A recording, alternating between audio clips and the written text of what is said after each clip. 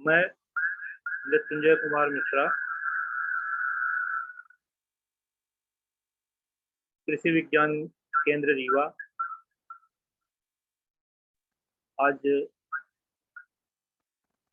Computer का एक सामान्य परिचय देना चाहता हूँ।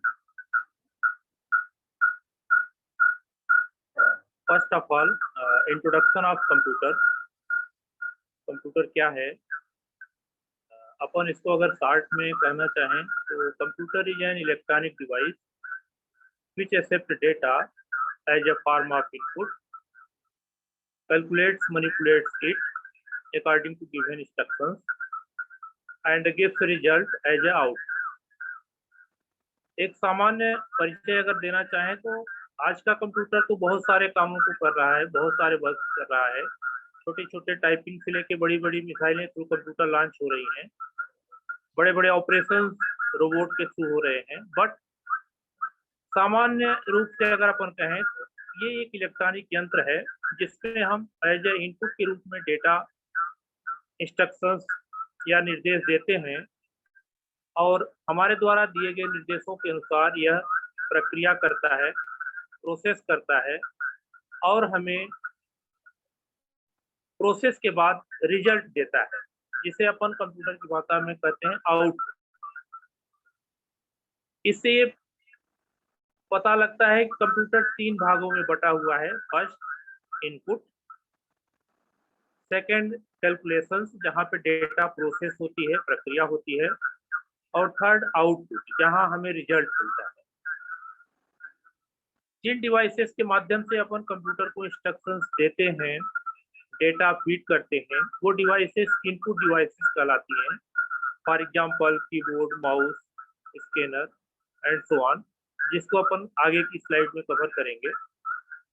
सेकंड पार्ट है सेंट्रल प्रोसेसिंग यूनिट, जहां पे प्रोसेस होता है कंप्यूटर का एक बड़ा बॉक्स, जहां पे हम जब जो भी निर्देश देते हैं, जो भी इंस्ट्रक्शंस देते हैं, सेंट्रल प्रोसेसिंग यूनिट में जाता है और हमारे द्वारा दिए गए निर्देशों के अनुसार प्रोसेस करता है और हमें रिजल्ट के रूप में मॉनिटर पे रिजल्ट दिखाता है।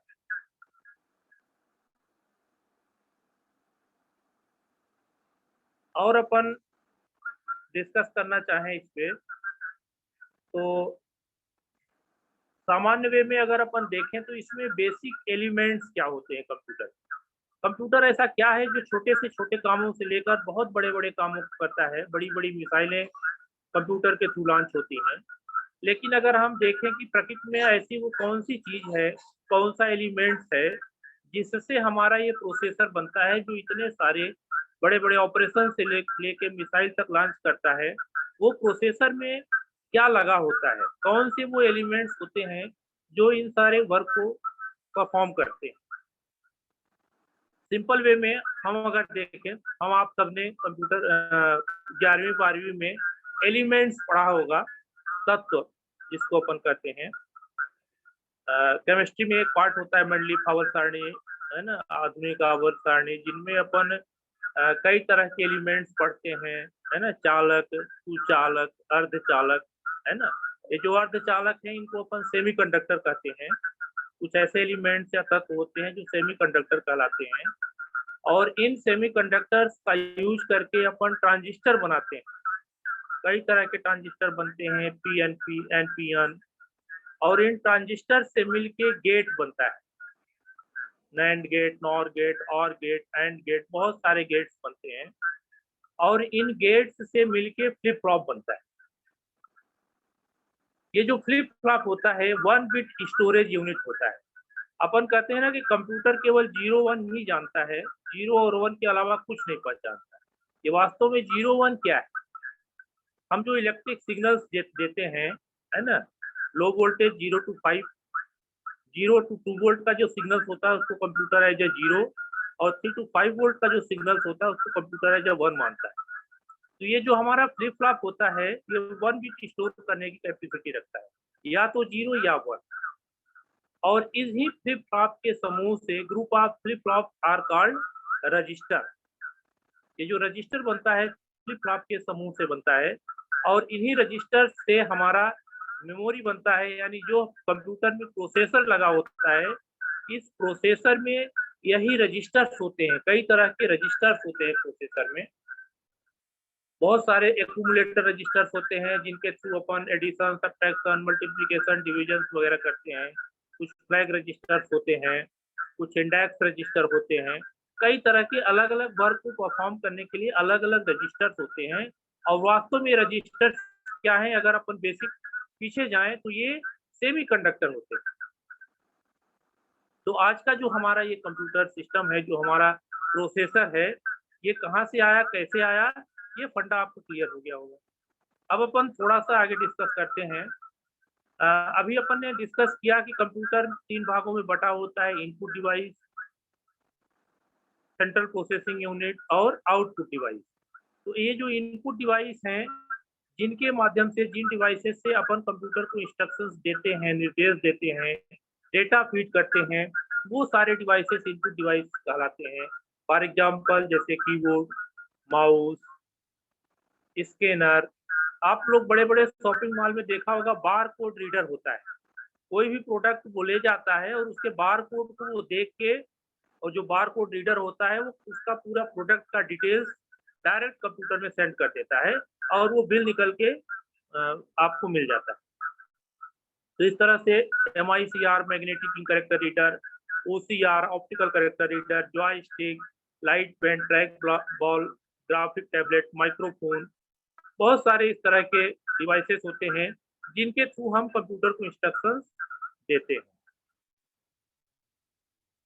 फिर सेकंड पार्ट, थर्ड पार्ट जिसको अपन कहते हैं आउटपुट डिवाइसेस, जहां पे हमें क्या मिलता है, रिजल्ट मिलता है। ये जो मॉनिटर है, प्रिंटर है, स्पीकर है, प्रोजेक्टर है, हेडफोन है, इन पे हमें क्या मिलता है, रिजल्ट मिलता है। हम जो भी इंस्ट्रक्शंस कीबोर्ड के द्वारा देते हैं, वो अपन को कहाँ दिखता है, कंप्यूटर के मॉनिटर पे, स्क्रीन पे दिखता है। तो जहां भी हमें रिजल्ट मिलता है या आउटपुट दिखता है, वो पार्ट कंप्यूटर के आउटपुट डिवाइस कहलाते हैं। तो इस तरह से वेरियस आउटपुट डिवाइसेस होती हैं जिन पे अपन को रिजल्ट प्राप्त होता है। सेकेंड जो प्रोसेसिंग वाला पार्ट है, जहाँ पे हमारे द्वारा दिया गया इंस्ट्रक्शंस जो कंप्यूटर फॉलो करता है, प्रोसेस करता है, उसको अपन कहते हैं central processing unit. Central processing unit, ये जो सेंट्रल प्रोसेसिंग यूनिट होता है, ये 3 पार्ट इसमें होते हैं basically. First of all arithmetic logic unit, ALU। ALU क्या होता है, एक तरह का डिजिटल इलेक्ट्रॉनिक सर्किट होता है जिसपे हम, ये हमारे कैलकुलेशंस को करता है। जो भी मैथमेटिकल कैलकुलेशंस होते हैं, अरिथमेटिकल कैलकुलेशंस होते हैं, like addition, subtraction, multiplication, division, या कोई लॉजिकल डिसीजंस लेना हो। मान लीजिए हमें 2 वैल्यूज को कंपेयर करना है, कौन सा लेस है, कौन सा ग्रेटर है ना? तो इस तरह के वर्क को हमारा ALU परफॉर्म करता है, अरिथमेटिक लॉजिक यूनिट कंप्लीट करता है। यानी जितने भी डिसीजंस, लॉजिकल डिसीजंस लिए जाते हैं, वो ALU लेता है। सेकंड है मेमोरी यूनिट, और थर्ड है control unit. Control unit in the sense, हम जो भी कंप्यूटर को इंस्ट्रक्शंस या जो भी निर्देश देते हैं, उसमें कौन सा वर्क कैसे परफॉर्म हो, डेटा का क्या फ्लो हो, CPU एंड अदर डिवाइसेस में डेटा किस तरह से क्रम बाय क्रम प्रोसेस हो, इस तरह का डिसीजन कंट्रोल यूनिट लेता है, CU लेता है। थर्ड, अपन जो मेमोरी यूनिट की बात कर रहे हैं, सेंट्रल प्रोसेसिंग यूनिट के अंदर मेमोरी की बात करें तो मेमोरी मीन्स याददाश्त। यानी जो भी इंस्ट्रक्शंस, जो भी डेटा हम कंप्यूटर को देते हैं, वो इंस्ट्रक्शंस, वो डेटा कहीं ना कहीं कंप्यूटर के सिस्टम में स्टोर होता है। जहां भी वो डेटा स्टोर होता है, उस पार्ट को अपन कहते हैं मेमोरी यूनिट। ये 2 तरह की मेमोरी यूनिट होती है, फर्स्ट प्राइमरी मेमोरी और सेकेंडरी मेमोरी। प्राइमरी मेमोरी 2 तरह की होती है, एक होती है रैम और दूसरा रोम। इनको हम थोड़ा सा संक्षेप में बताना चाहते हैं। RAM stands for random access memory, means जहाँ पे हम जो भी इंस्ट्रक्शंस या जो भी डेटा फीड करते हैं, डायरेक्ट कहाँ जाता है, सबसे पहले रैम में जाता है। Random access memory means volatile memory, जो भी डेटा या जो, जैसे अपन ब्लैक बोर्ड का यूज करते हैं, पढ़ाया मिटाया, है ना, फिर लिखा उस पे, तो रैंडमली यूज किया जाता है उसका, उसी तरह से ये रैम होता है हमारा। इसे वोलेटाइल मेमोरी भी कहते हैं, उड़नशील मेमोरी मीन्स अगर कंप्यूटर हमारा स्विच ऑफ हो जाए तो रैम का डेटा उड़ जाता है ना। सेकंड, इसमें प्राइमरी मेमोरी में रोम होता है। रोम stands for read only memory. Read only memory की अगर अपन बात करें ये बहुत ही महत्वपूर्ण होती है। कंप्यूटर सिस्टम जो मैन्युफैक्चर किया जाता है उस समय कंप्यूटर में एक छोटी सी चिप होती है जिसे अपन रोम चिप कहते हैं। इस रोम चिप में मैन्युफैक्चरिंग के समय एक सॉफ्टवेयर जिसे अपन कहते हैं रोम बायोस, ये रोम बायोस सॉफ्टवेयर कंप्यूटर की चिप में एज ए सर्किट इनबिल्ट कर दिया जाता है। तो ये सर्किट में जो रोम बायोस सॉफ्टवेयर होता है, ये सबसे पहले जब अपन कंप्यूटर सिस्टम ऑन करते हैं तो रोम बायोस सॉफ्टवेयर एक्टिव होता है। अपन कहते हैं ना कंप्यूटर बूट हो रहा है, बूटिंग की प्रोसेस हो रही है, तो ये बूटिंग कौन करवाता है? यही रोम बायोस। रोम बायोस जो हमारा होता है random access read only memory, जिसमें ये रोम बायोस सॉफ्टवेयर इनबिल्ट होता है, ये सबसे पहले क्या करता है? पावर ऑन सेल्फ टेस्ट करता है, पोस्ट करता है। Means power on self test सभी डिवाइसेस या जो भी ऑक्सिलरी डिवाइसेस कंप्यूटर से कनेक्टेड हैं वो सब आपस में चेक सही ढंग से कनेक्टेड है कि नहीं, इसको चेक करता है। इसी को अपन कहते हैं पोस्ट। सेकंड काम क्या करता है? ये BSLP जो बूट स्टेप लोडर प्रोग्राम होता है, इसको डिस्क के रैम में लोड करता है। तो ये BSLP लोड होने के पहले की जो प्रोसेस है उसी को अपन कहते हैं बूटिंग। कंप्यूटर सिस्टम बूट हो रहा है, तो बूट होने में हमारा कौन सा ये रोम जो बायोस सॉफ्टवेयर है ये एक्टिव होता है और इसके थ्रू ही बूटिंग होती है। सेकंड है सेकेंडरी स्टोरेज डिवाइस। जब भी अपन डाटा के परमानेंट स्टोरेज की अपन बात करते हैं, जहां पे डेटा हमेशा के लिए स्टोर किया जाता है और आवश्यकता अनुसार जब भी डेटा को हमें एक्सेस करना होता है तो ये डेटा मिल जाता है, उस डिवाइसेस को या उसको अपन सेकेंडरी मेमोरी कहते हैं। जैसे अपन पेन ड्राइव में डेटा स्टोर कर लेते हैं, हार्ड डिस्क में डेटा स्टोर कर लेते हैं, CD में, है ना, फ्लिप फ्लॉप पहले आता था, फ्लिप फ्लॉप में, है ना, या क्लाउड डेटा, जहां भी डेटा, जो भी डेटा हम परमानेंट रूप से स्टोर कर लेते हैं और जरूरत पड़ने पर कभी भी उसे एक्सेस कर सकते हैं, वो सेकेंडरी मेमोरी स्टोरेज डिवाइस कहलाता है। फिर अपन बात करते हैं कैरेक्टरिस्टिक्स ऑफ कंप्यूटर की। कैरेक्टरिस्टिक्स की अपन बात करें तो कंप्यूटर सिस्टम सबसे पहला है स्पीड।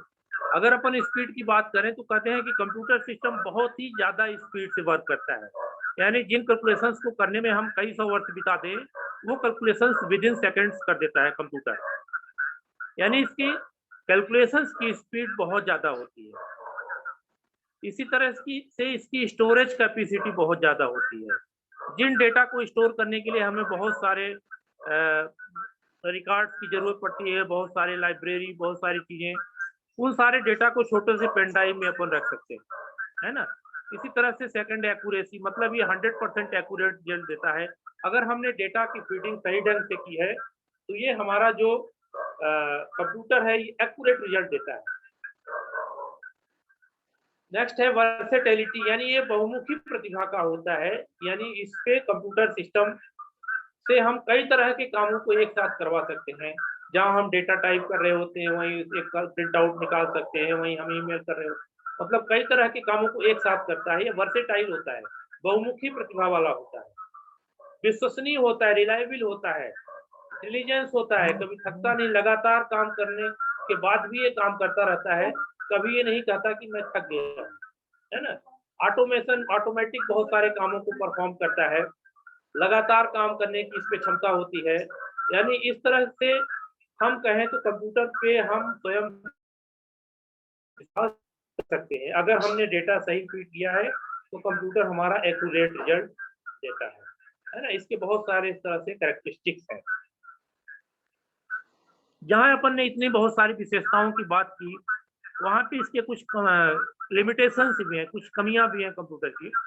यद्यपि आज का हमारा कंप्यूटर बहुत इंटेलिजेंट हो गया है, बड़े बड़े operation through robot, through computers होते हैं, बड़ी बड़ी मिसाइलें कंप्यूटर के थ्रू लॉन्च होती हैं, फिर भी अगर अपन बात करें तो कॉमन सेंस की बात करें, जैसे मनुष्य में होता है, ये हमारे कंप्यूटर में नहीं होता है। लैक ऑफ कॉमन सेंस, है ना। थिंकिंग कैपेबिलिटी थोड़ा कम होती है, यानी स्वयं से थिंक नहीं करता, जो भी इंस्ट्रक्शन या जो भी हम निर्देश देते हैं उसी के अकॉर्डिंग वर्क करता है ना। यूजर डिपेंडेंट होता है ना। फीलिंग्स नहीं होती हैं। अगर इसको अपन इंस्ट्रक्शंस दे दे कि मिसाइल लॉन्च कर दे, तो इसके पास दया भावना नहीं होती है कि मिसाइल लॉन्च करने पे बहुत सारे लोग मारे जाएंगे, है ना। हमने इंस्ट्रक्शंस दे दिया तो ये फॉलो करता है। इस तरह से बहुत सारे इसकी विशेषताएं हैं। तो अपन ने इस तरह से आज कंप्यूटर के सामान्य इंट्रोडक्शन के बारे में अध्ययन किया। बहुत बहुत धन्यवाद।